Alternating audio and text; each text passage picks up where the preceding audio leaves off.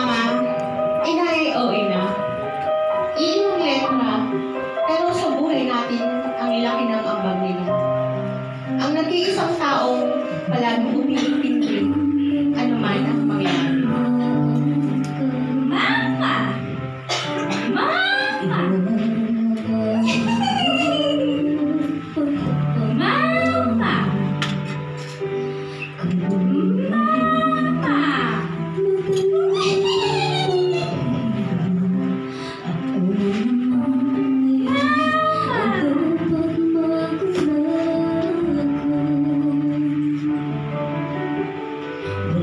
Ma, ngayong dumating ang panahon na kami malalaki na at meron ng sariling pamilya.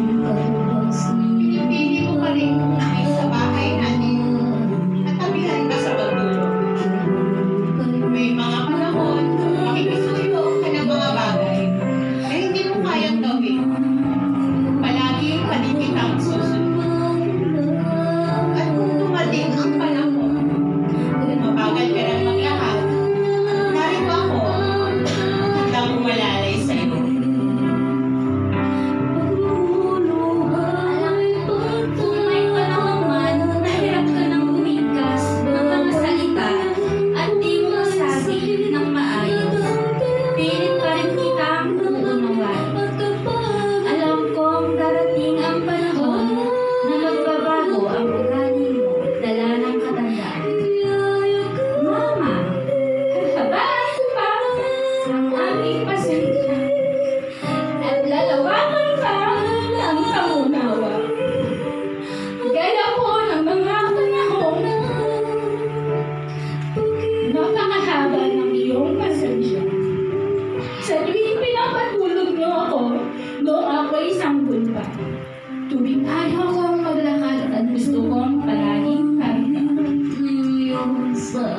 Inay, maraming salamat po sa inyong wagas na pagmamahal at pag-aaral. Nung panahon inaalalayan niyo ako sa paglalakad, hindi kayo umaalis sa tabi ko sa bawat habang upang alalayan ako sa maging malulog. May panahon hindi ako makatulog dahil gusto palaging kitawang katabi. Dahil gusto ko ang yakap niyo, mga paglalambing mo,